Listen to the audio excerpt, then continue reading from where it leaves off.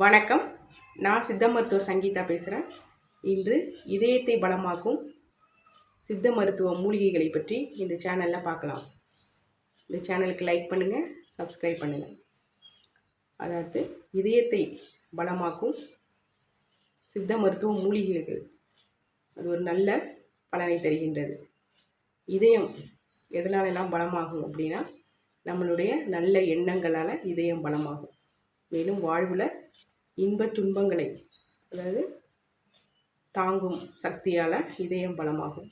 மேலும் சக்தி வாய்ந்த இயற்கையான சித்த மருத்துவ மூலிகைகளாலையும் இதயமானது பலமாகும். இந்த இதயத்தை பலமாக்கும் மூலிகைகள் இது நம்ம தொடர்ச்சியாக எடுத்துக்கிட்டே வந்தால் அன்றாட உணவில் எடுத்துக்கலாம். அதில் மூலிகை வடிவில் எடுத்துக்கிட்டு வந்தால் இதயத்தில் உள்ள தசைகள்லாம் பலமாகும், இரத்த ஓட்டங்கள் சீராக நடைபெறும்.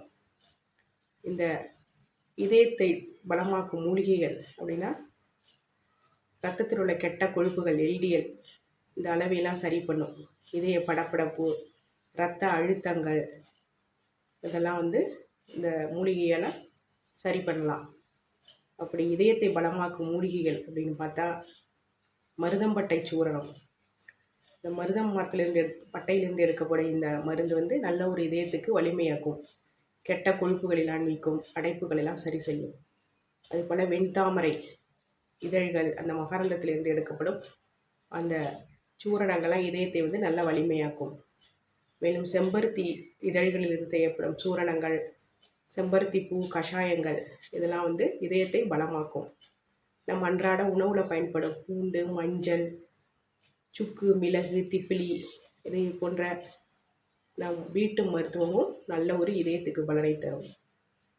மேலும் இதயத்துக்கு பலம் சேர்க்கும் இந்த மூலிகைகளை நல்ல ஒரு ஆலோசனையில் என்னிடம் நிறையா தொடர்பு கொண்டும் இந்த மருந்துகளெல்லாம் சாப்பிடலாம்.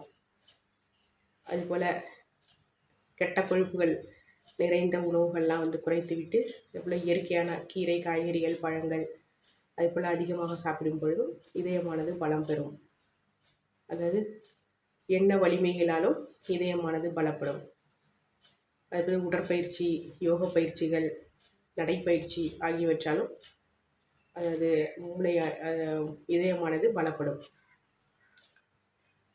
இந்த இதய மருந்துகளை அனைவரும், அதாவது ப்ரெஷர் உள்ளவங்க, அதிகம் குறைவான இரத்த அழுத்தம் உள்ள நோயாளிகளும் அது பயம் இல்லாமல் இந்த மூலிகை மருந்துகளை சாப்பிடலாம்.